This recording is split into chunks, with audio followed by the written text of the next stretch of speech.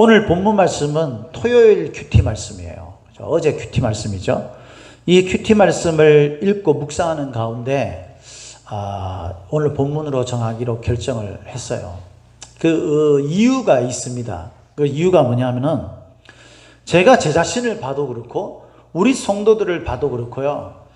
우리가 믿음의 길을 가는 데 있어서 한결같이 꾸준히 열정적으로 가는 사람들이 별로 없다는 거예요. 많지 않다는 겁니다. 우리 교회도 보면 성도들이 교회에 나와서 막 은혜를 받습니다. 그래서 막 체험도 하고 막 이런 열정적인 그런 믿음을 가지고 있다가 몇 년이 지나면서 그게 희미해지고 신앙이 퇴보되고 그러면서 심한 경우에는 교회를 나오네 못 나오네 이런 갈등에 입사하는 그런 분들도 봐왔어요. 그래서 그 이유가 뭘까 늘 저는 그게 고민이었어요. 왜냐하면 제가 목사잖아요.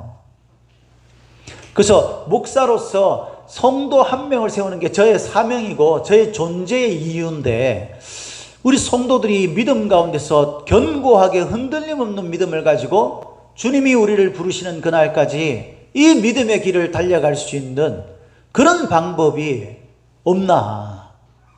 왜 우리는 저를 포함해서 믿음이 흔들리고 희미해지고 좋았던 때가 있으면 또 퇴보되는 때가 있고 이게 그저 단순히 우리가 연약한 사람이기 때문에 그럴 수밖에 없다라고 할 문제인가? 이런 생각을 하면서 이 15주년 되는 이 주일에 우리 성도들과 이 문제를 좀 나눠봤으면 좋겠다 이런 생각을 가지는 가운데 본문을 읽다 보니까 예수 그리스도에 대해 우리가 너무 모르고 있다는 생각이 들었습니다. 여러분 이 성경 말씀은 잘 아는 거죠. 잘 아는 말씀이에요. 성경 좀 봤다 하는 사람들은요 대부분 다 알잖아요. 예수님이 예루살렘 성에 십자가에 못 박히시기 위해 한 일주일 전쯤에 그렇게 입성하시는 장면이잖아요. 이거 모르는 사람들이 교회 좀 다녀본 사람들 모르는 사람이 있어요? 다 알아요. 이게 사실은 이제 종료주일 때 자주 하는 설교 본문이죠. 근데 여기에 있는 그 의미가 뭔지를 아는 사람이 과연 몇이나 있을까 이런 생각이 문득 들었어요.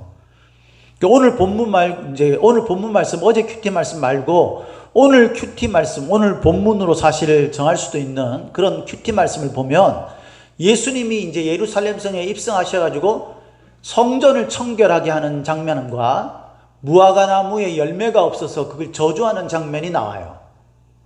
그래서 우리가 그건 딱 보면 그 의미가 뭔지 딱 나오잖아요. 성전 청결, 우리가 하나님 앞에 거룩함이 없으면 안 되는 거예요. 무화과 나무의 열매, 우리가 신앙의 열매가 없으면 안 되는 거죠. 이것을 이제 이루어 간단 말이에요. 이것을 이루어가는 그 첫 출발이 뭐냐면 예수님이 예루살렘 성에 들어가는 거예요. 오늘 본문 말씀이에요. 어떻게 우리가 무화과 나무에 풍성한 열매를 거둘 수가 있고 어떻게 우리가 하나님의 전우로서 우리를 거룩한 삶으로 살아갈 수 있게 하는가? 그게 오늘 예수님이 예루살렘 입성하는 이 장면을 통해서 알 수 있다는 겁니다. 저는 이제 본문 말씀을 이렇게 좀 단어도 분석하고 이렇게 하는 걸 좋아하는 사람 중에 한 사람이 설교를. 근데 오늘 이제 15주년이라서 그렇게 설교하고 싶지는 않아요. 오늘 본문 말씀을 보면서 제 마음속에 느낀 점을 그냥 여러분들과 함께 우리 교회와 관련해서 좀 나누고 싶은 겁니다. 성도들이 믿음의 진수를 경험하는 건요 다른 데서 올 수 있는 게 아니에요. 오직 딱 한 가지 때문에 우리가 믿음의 진짜를 발견하게 돼요. 그게 뭐겠습니까? 많은 사람들은 이렇게 생각합니다. 내가 체험을 해야 되는 체험을. 그래가지고 막 몸에 진동을 느끼고 기도하는 가운데 막 방언이 터지고 저도 그런 줄 알았어요. 사실 저도 방언을 받으면서 제가 주를 위해서 내 삶을 살아야 되겠다고 결심했거든요. 제가 청년 때 27살 때. 그렇게 해서 제 신앙생활이 시작된 거예요.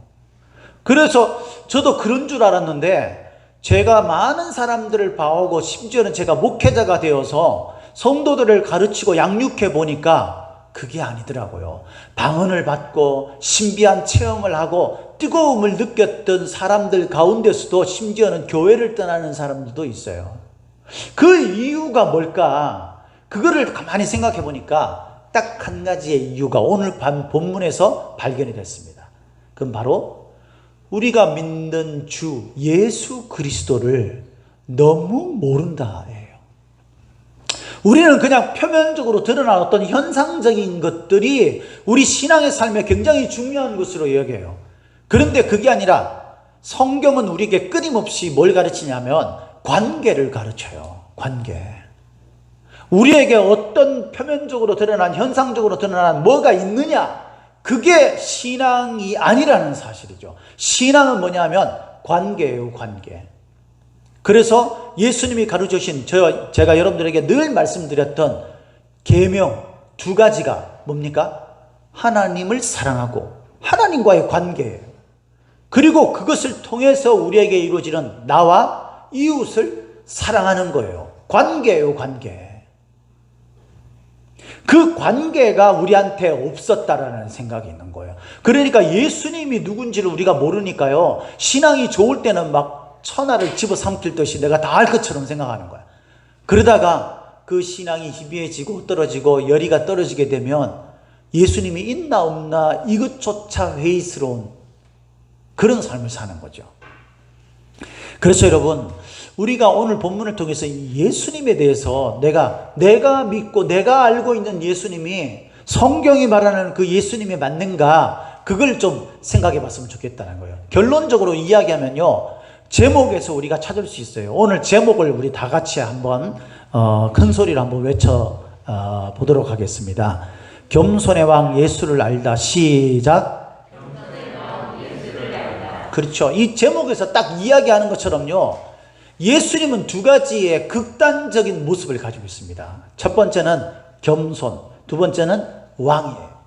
오늘 본문에서 그걸 가르쳐줘요. 예수님을 우리가 임의로 정해서 그분이 겸손의 왕이다가 아니고, 오늘 본문에서 분명히 예수님을 왕으로 겸손한 분으로 묘사를 하고 있습니다. 우리 성경을 한번 보도록 하겠습니다. 오늘 본문 5절 말씀 같이 한 목소리로 읽도록 하겠습니다. 5절 시작. 시온 딸에게 이르기를 네 왕이 네게 임하나니 그는 겸손하여 낙이 곧 멍에 매는 짐승의 새끼를 탔도다 하라 하였느니라.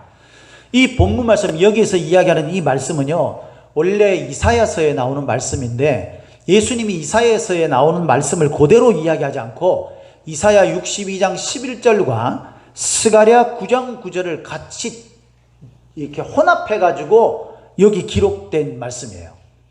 그러니까 거기 두 구절에서 나오는 말씀을 같이 접목시켜서 이야기한 거죠. 그렇게 하면서 뭐를 이야기하냐면 예수님이 두 가지의 모습을 가지고 있다는 거예요. 첫 번째, 왕. 그 왕이 우리한테 임하는데, 임하는 그 모습이 뭐냐면 겸손하여 낙이 멍에 매는 짐승의 새끼를 타고 오시는 분이다. 이렇게 묘사를 했다는 거예요. 저는 이 겸손이라는 말을 이렇게 묵상되지 않았습니다.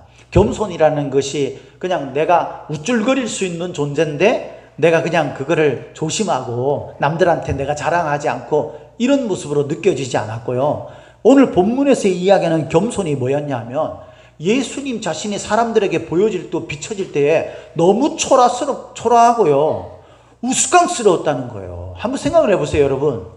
지금 예수님께서 예루살렘 성에 입성할 때에 많은 무리들이 그 예수님 앞에 있었어요. 그 사람들이 뭐 했냐면 종려나무를 꺾어가지고 그 나무를 막 이렇게 치면서 막 땅바닥에 치고 막 그걸 흔들고 이러면서 호산나 다윗의 자손으로 오시는 이여, 그러면서 막 소리를 외치는 거예요.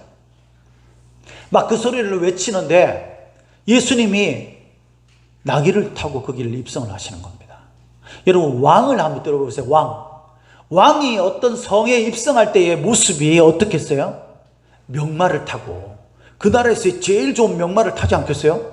우리나라 대통령도 어디 갈 때 보면은 막 전용기 비행기를 타고 또는 이 차를 타고 갈 때에도, 이야, 이건 삐까뻔쩍한 차를 타고 가잖아요. 그런 차를 타고 막 가는데 예수님이 명마를 타기는 그냥 나귀 새끼를 탄 거야.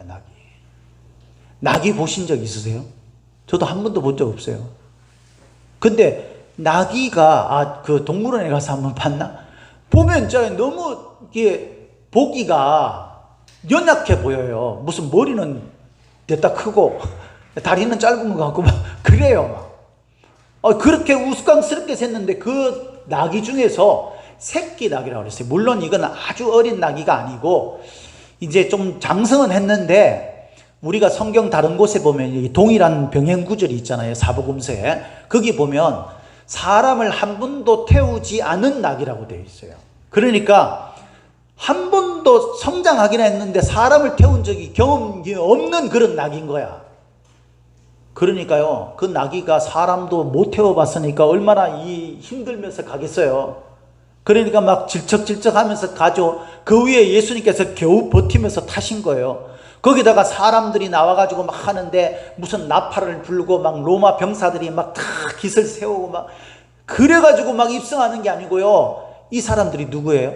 유대인들이에요, 유대인들. 로마의 압제를 당하면서 한번 여러분 그 사람들이 입고 있는 옷들을 한번 생각해 보세요. 무슨 화려한 옷들을 입고 있겠습니까? 누더기 같은. 왜냐하면 지금 우리나라가 일제치하 때 그때 있었던 모습하고 비슷한 거예요. 이들이 무슨 대단한 옷을 입고 무슨 대단한 모습을 가지고 있겠어요. 전부 다 막 누더기 옷을 입고, 그리고 겨우 꺾어든 게 뭐냐면 나무 가지를 꺾어들고 그 잎을 치면서 사람들이 막 거기, 여러분 그 팔레스타인 지역에는 먼지들이, 흙먼지들이 얼마나 많아요. 흙먼지들이 막 일어나는 그 가운데 사람들이 막 아우성치고 이러는데 예수님이 나귀를 타고 거기를 비척척거리면서 가시는 거야. 그게 여러분들이 보실 때 왕의 모습으로 보이십니까? 누가 왕이다 그러면 아마 사람들이 다 웃을 거예요. 저는 그런 모습으로 보였어요. 이 겸손이라는 단어가. 우리가요, 예수님에 대해서 너무 몰라도 모르는 게요, 예수님이 만왕의 왕이시죠. 그분은 분명히 하나님의 아들이시고, 그래서 천지를 창조하시고 지금도 주관하실 뿐만 아니라 심판하실 권세가 있으신 분입니다. 믿습니까? 예수님은요, 살아생전에 파도를 향해서 명령하시면 그 막 흉흉하게 일던 그 파도가 잠잠해지는 역사를 일으키시고, 귀신을 향해서 내쫓으면 그가 막 혼쭐이 나서 도망을 가고, 이런 기적을 일으키시는 왕이세요. 그러다 보니까 이 예수님에 대해서만 알고 있는 사람들은요, 예수님이 대단한 분으로만 알고 고난당하거나 핍박을 당할 때 어떻게 해야 될지를 모르는 거야. 그러니까 현실과 예수님의 모습과의 괴리감이 느껴지는 거죠. 아, 예수님이 왕이시고 천하만물의 주권자이신데 이 세상을 움직이시면 왜 나를 이 꼴로 내버려 두는 거야? 이렇게 생각하는 거야.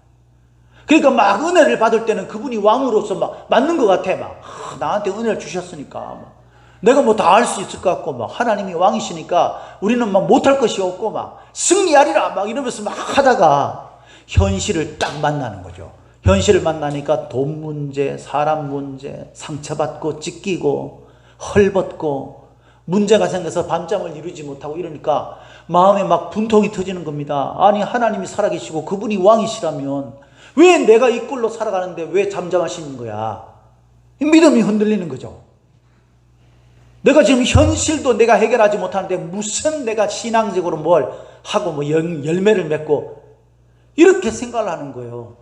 그러니까 믿음의 은혜가 있어도 그걸 지속해 나갈 수 있는 힘을 가지지 못하는 겁니다. 우리가 뭘 알아야 되냐면요, 겸손하신 예수 그리스도, 다시 말해서 부활의 영광, 그 권세 있는 하나님이신 동시에 그분이 얼마나 비참하고 초라하고 우스꽝스러운 모습을 사셨는가를 알아야 돼요. 예수님을 따르는 제자들이 자기 십자가를 지고 나를 따르라고 하신 그 말씀의 의미가 무엇인지를 알아야 내가 예수님처럼 우스꽝스러운 모습이 될 때도 있고, 사람들한테 비난받고 조롱받고 채찍질 당하여 심지어는 죽을 위기까지 갈 수 있다는 것도 아는 거예요. 그런 사람이 아, 믿음의 길은 바로 이런 길이구나 라는 것을 알기 때문에 그 길을 가도 믿음의 길이 흔들리지 않는 것입니다. 반면에 겸손이라는 것만 아는 사람들이 있어요. 그러니까 막 고난과 이런 것만 붙들고 막 하는 거야. 그런 사람은요, 자신이 하나님에 의해서 어떻게 사용되고 쓰임받을 수 있는지를 몰라요. 그러니까 자기 문제 해결하는 데가만 급급한 거예요, 이 사람은. 그냥 하나님이 나와 함께 하시면 오늘 들에 핀 꽃이나 하늘을 나는 참새도 먹이시고 입히시거늘. 할렐루야. 그러셨잖아요, 주께서. 주님은 그럴 수 있는 세상의 통치자이시잖아요. 그러면 그분이 나의 삶을 지켜주시고 인도하실 것이라는 믿음을 가지고 우리가 곤경에 처할 때도 능히 주님 믿고 그 믿음의 길을 갈 수 있는데, 그리고 그것을 이길 수 있는 힘이 나에게 있다라는 사실을 알 수 있는데 이걸 모르는 거야. 우리가 불평을 하던 세상의 유혹에 의해서 우리 믿음이 흔들리든 우리가 예수 그리스도에 대해서 똑바로 알지 못하기 때문에 우리의 믿음은요, 길게 갈 수 없는 거예요. 그래서 저는 우리 교회 성도들을 양육시키고 믿음으로 서야 할 하나님으로부터 책임을 받은 사람이기 때문에 여러분, 우리 교회 성도들을 바라보면 안타까움이 있습니다. 그건 제 자신도 마찬가지예요. 여러분들만 그런 게 아니라 저도 똑같아요. 목사인 저도 살다 보면 이런 일도 만나고 저런 일도 만나잖아요. 네? 우리가 안 만나면 좋은데 인생이 그렇습니까 여러분? 만나요. 그런 일을 만났을 때에 우리의 믿음은 여지없이 무너지고요, 깨지고 흔들립니다. 그때 꼭 기억하셔야 돼요. 아, 내가 예수님을 똑바로 모르기 때문에 그렇구나. 내가 예수님을 똑바로 알아야 되는데 내가 어떤 예수님을 똑바로 알아야 되느냐? 그분은 바로 겸손의 왕이시구나.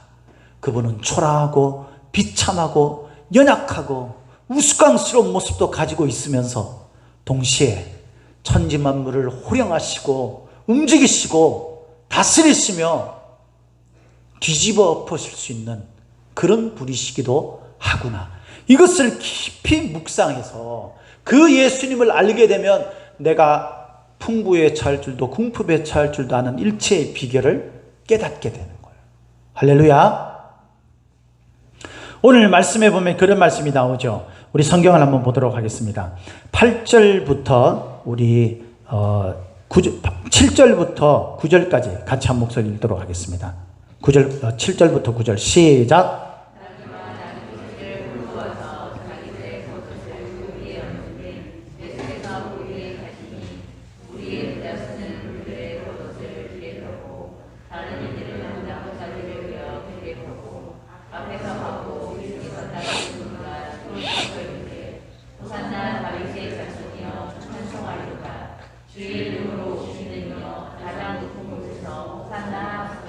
아멘. 여러분, 우리가 그 7절부터 9절까지 딱 읽으면 멋지지 않습니까? 비록 없어도, 이 사람들이 비록 없어도 막 예수님을 향해서 막 왕으로 오시는 이여 막 호산나 이러면서, 호산나 뜻이 뭔지 아시죠? 이제 구원하소서라는 말이에요. 그게 우리를 구원하소서 이런 말이에요.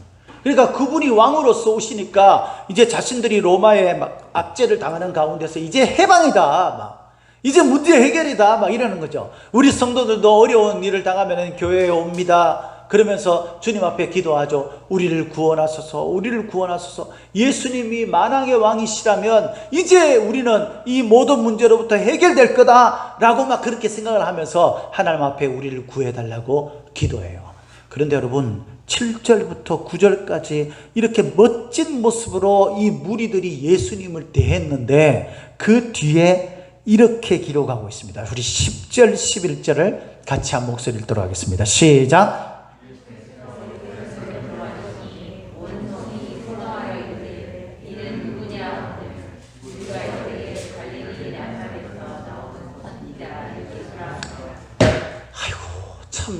사람들이 막 멋지게 막 호산나 다윗의 자손으로 오시는 이거 메시아에게 하는 이야기거든요. 구원자에게 하는 이야기예요. 그러면서 왕으로 오시는 이여 막 이렇게 했던 이 사람들이 막 했는데 그 모습이 10절에는요 온 성이 소동하여 이르되 이렇게 표현되어 있어요. 그러니까 이 사람들이 질서정연하게 예수님을 진짜 왕으로 막 그렇게 막 그분을 존경하고 따르는 게 아니라 막 분위기에 휩싸인 겁니다. 그래가지고 막 지금 난리를 치고 있는 거예요. 앞서 이야기한 대로 막 사람들이 여기저기 뛰어다니고 막 흥분해가지고 막 오직 이들에게 있는 건 지금 흥분 상태인 거, 흥분 상태. 제가 여러분들에게 한번 말씀드린 적이 있는데 제가 찬양에 대해서 다시 생각했던 적이 몇 번이 있어요. 근데 제가 이제 제 고향교회에서 성가대 지휘를 했었는데 그때 성가대 지휘하면서 이제 발표를 할 때가 있잖아요. 제가 이제 어떤 곡을 했냐면은 그 주의 기도라는 찬양이 있습니다. 하늘에 계신 아버지, 나중에 대개 주의 나라, 그 막 멋지잖아요. 막 그 찬양을 이제 성가대에 다 준비를 시켜가지고 막 연습을 많이 했어요. 막 그래가지고 이제 기대가 막 됐습니다. 그래서 낮 예배 때 이제 탁 서가지고 지휘를 탁 했는데 멋지게 지휘를 한 거죠. 찬양이 다 끝나고 난 다음에 이제 내려왔어요. 그래서 막 뿌듯했습니다. 막 너무 잘 맞았고, 막 너무 악상도 너무 잘 살렸고. 그 제가 잘 알고 있는 후배 여자 동생이 있는데 그 친구와 제 대화를 자주 나눠요. 그 친구가 기도도 많이 하고 이런 친구라서 제가 그 친구한테 자랑을 했죠. 야, 걔 이름이 그 은경이라는 애인데, 은경아, 오늘 찬양 어땠냐? 이 말 속에는 어떤 게 있냐면, 야, 진짜 오늘 오빠 진짜 오늘 멋졌다. 진짜 다른 때보다 대단했다. 막 이런 말을 듣고 싶은 거예요. 근데 그 친구가 저를 보더니요, 그냥 좀 뭐랄까요, 썩소를 지으면서 개구리가 개굴개굴 걷는 것 같던데 그러더라고, 웃으면서. 제가 그 이야기를 들으니까 처음에는 무슨 말인지 몰랐어요. 근데 가만히 생각해 보니까 이게 막 화가 나는 거야. 열받는 거예요. 내가 얼마나 열심히 연습해가지고 준비해서 얼마나 잘했는데 이게 개구리가 개굴개굴 걷는다니, 시끄러운 소리 같이 들렸다라는 거죠. 제가 그때 깨달았죠. 우리가 하나님 앞에 멋지게 찬양하는 게 중요한 게 아니고 중심으로 찬양하는 게 중요한 거예요. 중심으로.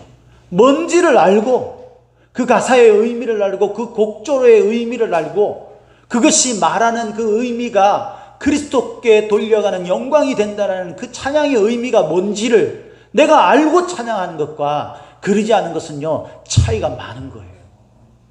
전혀 다른 거예요.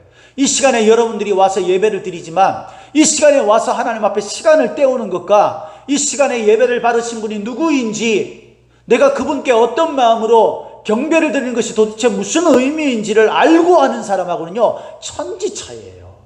천지차이. 지금 여기에서 무리들이 예수님 앞에서 호산나 다윗의 자손 왕으로 오시는 이여 우리를 구원하소서 막 이렇게 말했는데, 이들이 말하는 의미가 뭔지를 모르는 거예요. 이 사람들은 막 난리를 치고 있는 겁니다. 그래서 10절에는 소동하여 이르되 이는 누구냐, 이렇게 이야기하는 겁니다. 예수님, 우리가 이렇게 이야기했던, 찬송을 했던, 경배를 드렸던 이분이 누구야? 근데 이게 무슨 이상한 말입니까? 이분이 도대체 누구야?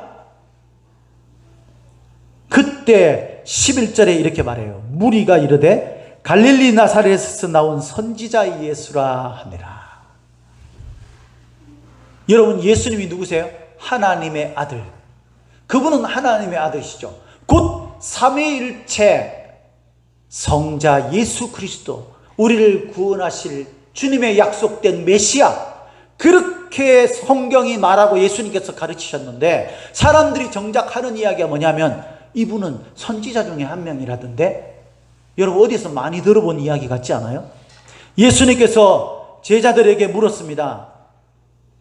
예수님께서 순환당하실 것, 십자가에 못 박혀 죽으실 것을 말씀하기 직전에 제자들을 3년 동안 데리고 다니면서 가르쳤던 제자들에게 물었어요.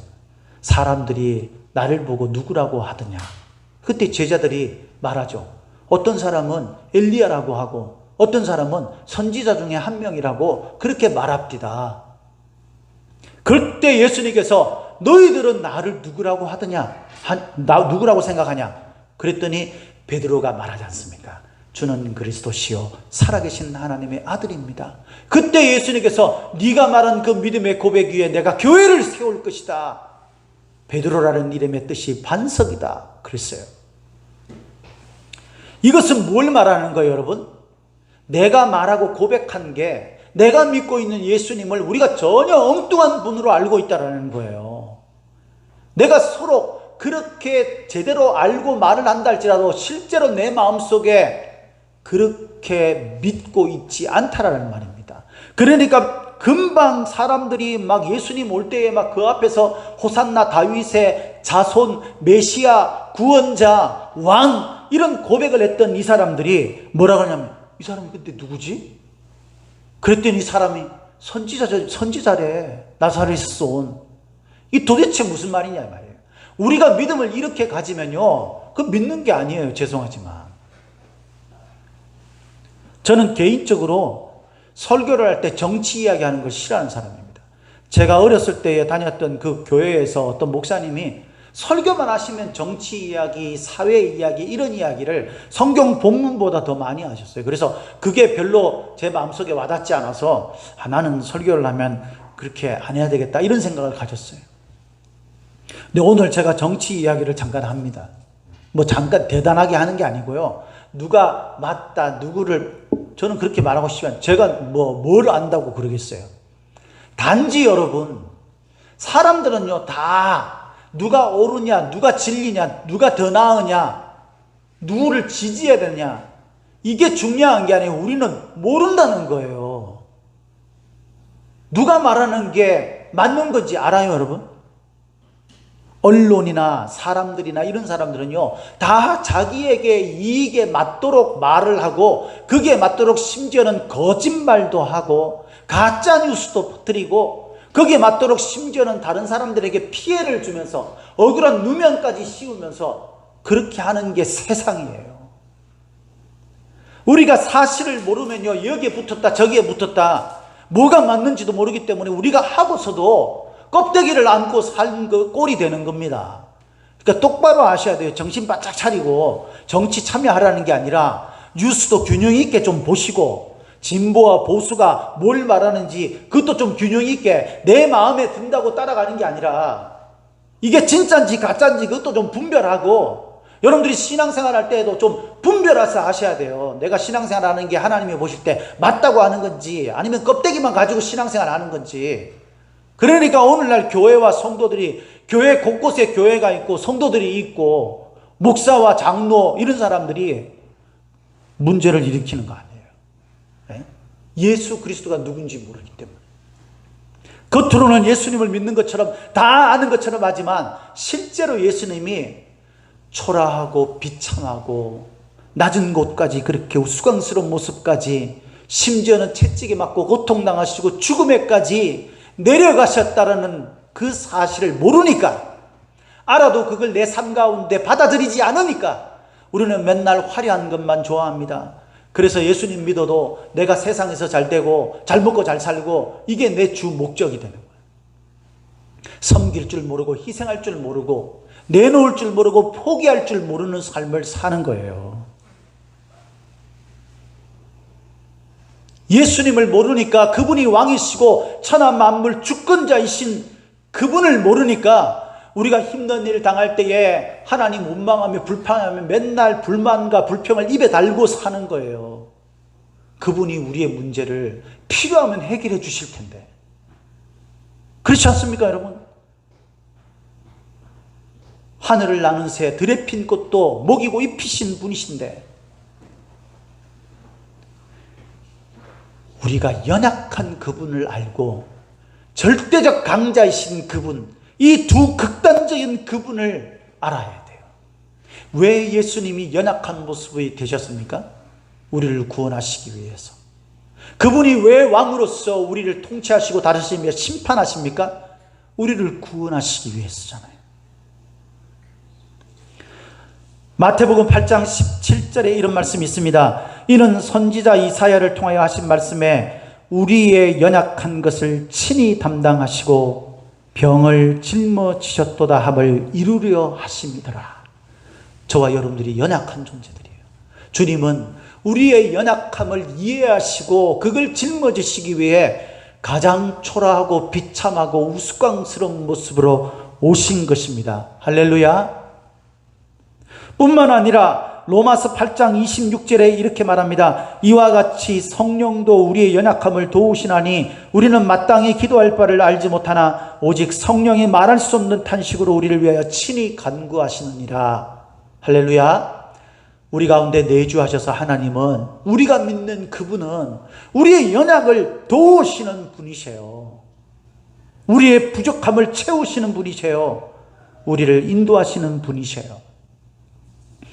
우리가 연약한 부분들은 능히 주님께서 해결해 주시고 인도하시고 이끄실 수 있는 분이십니다. 그 예수님이 겸손하시며 왕이신 것을 제대로 알고 믿는 저와 여러분들이 되시기를 예수님의 이름으로 축복합니다. 자, 그러면 결론적으로 우리가 겸손의 왕이신 예수 그리스도를 믿는다라는 것은 도대체 우리의 삶 가운데 어떻게 나타나는가입니다. 오늘 본문을 통해서 우리가 이야기를 하면 딱 하나예요. 그분이 쓰시겠다 하면 쓰도록 내주는 거예요. 자, 우리 성경을 한번 보겠습니다. 2절 3절을 같이 한 목소리 읽도록 하겠습니다. 2절 3절 시작.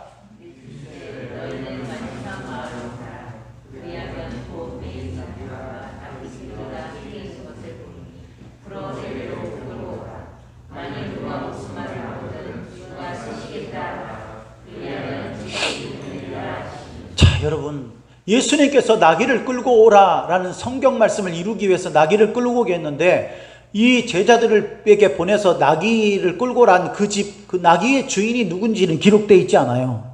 그죠?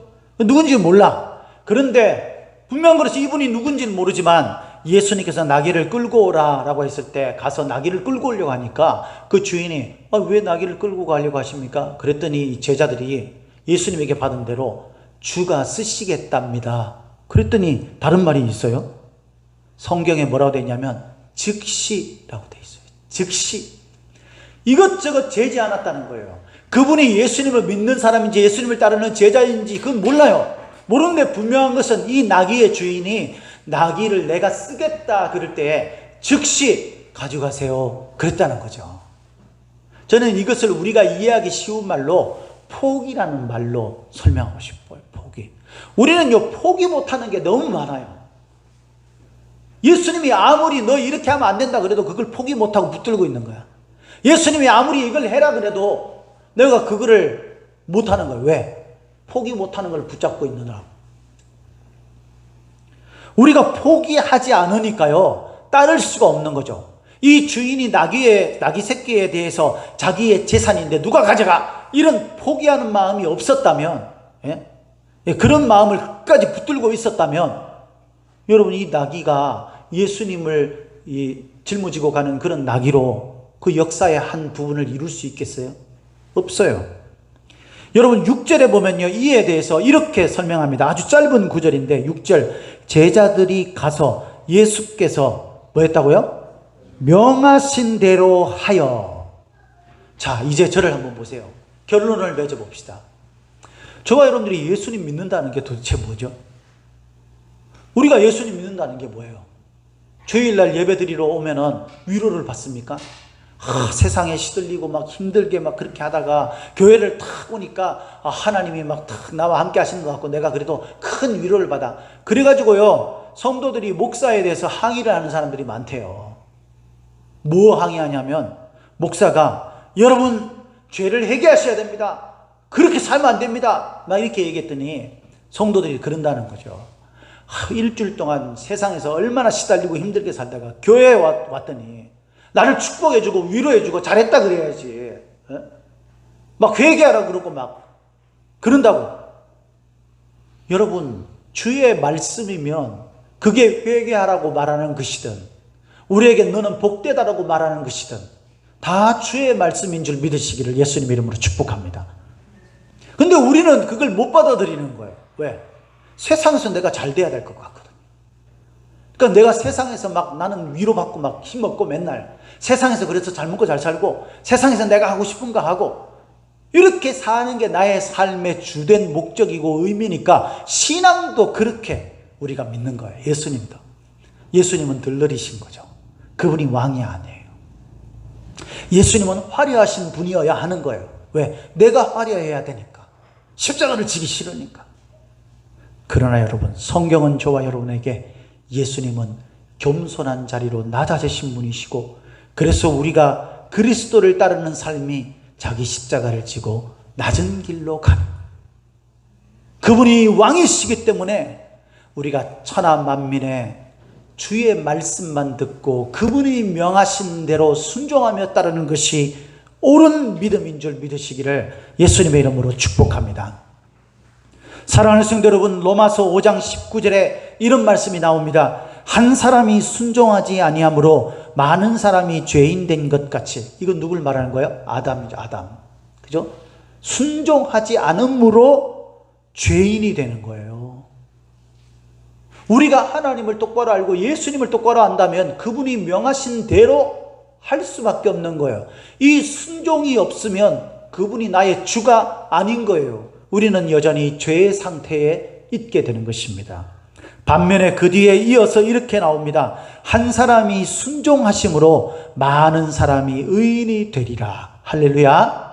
예수 그리스도를 말하는 거죠. 예수님이 하나님의 아들이시고 같은 하나님이심에도 불구하고 아버지 하나님, 성부 하나님의 말씀에 순종했어요. 그래서 십자가의 자리로 낮아지셨고 심지어는 죽으셨습니다. 그러므로 말미암아 영광 가운데서 의인으로 만드는 사람들이 생기게 된 거예요. 구원받은 자들이 생기게 된 거예요. 저와 여러분들이 예수 그리스도를 나의 하나님으로 믿고 있다면 그분의 말씀에 순종함으로 나와 내 주변에 있는 가족과 이웃들, 지체들도 의인으로 만드는 사람들이 되시기를 바랍니다. 로마서 6장 12절에 그러므로 너희는 죄가 너희 죽을 몸을 지배하지 못하게 하여 몸의 사욕에 순종하지 않고 죄에 순종하며 살지 마십시오. 세상에 순종하며 살지 마시고요. 로마서 6장 16절에 너희 자신을 종으로 내주어 누구에게 순종하든지 그 순종함을 받는 자의 종이 되는 줄 너희가 알지 못하느냐? 혹은 죄의 종으로 사망에 이르고 혹은 순종의 종으로 의에 이르느니라. 주의 말씀에 순종함으로 의에 이르는 자들이 되기를 바랍니다. 데이빗 플래트라는 사람이 있는데 이 사람이 이런 이야기를 했습니다. 우리는 우리의 입맛에 맞게 돌아가는 기독교에 만족할 것이다. 지금 현실이 그렇지 않습니까? 수많은 교회와 목회자와 성도들이 자기 입맛에 맞게 신앙생활을 합니다. 그것이 기독교가 되어버렸어요. 그러니까 세상 사람들한테 손가락질 받고 조롱당하는 것을 우리가 화낼 필요가 없어요. 우리가 뿌리 씨앗이에요. 기독교의 핵심은 이분이 이어서 이렇게 말해요. 그러나 기독교의 핵심은 우리 자신을 진정으로 포기하는 것이다. 자기 목숨을 얻는 자는 잃을 것이요 나를 위하여 자기 목숨을 잃는 자는 얻으리라고 예수님께서 마태복음 10장 39절에 말씀했습니다. 생명을 얻기 위해서는 먼저 생명을 버려야 하는 것이 주께서 우리에게 가르치신 말씀이에요. 원리예요. 우리는 이것을 잊고 신앙생활을 하려고 합니다. 그리스도를 따르는 모든 자들은 매일매일 지속적으로 겸손하신 동시에 왕이신 우리 주 예수 그리스도를 바로 알므로 그분을 따라 우리도 겸손한 자리로 때로는 왕의 권세를 가진 자로 살아가는 자가 되어야 합니다. 그분을 진심으로 존경을 드릴 수 있는 겸손하신 분이시고 믿고 따르며 전적으로 의지하게 만드는 참된 왕이십니다. 그분을 진심으로 우리가 믿고 따른다면 저와 여러분도 예수 그리스도의 모습을 닮은 대로 주님께서 말씀하신 겸손과 왕의 권세를 가지고 그분이 우리를 쓰시겠다 하면 순종함으로 우리를 주님께 맡기는 그런 삶을 살 수 있게 된다는 것을 꼭 기억하면서 오늘 우리 설립기념주일을 맞이해서 우리 교회, 우리 성도들이 예수님을 똑바로 알아서 믿음으로 올바른 승리하는 믿음의 열매를 맺는 저와 여러분들 되시기를 예수님의 이름으로 축복합니다. 축복합니다.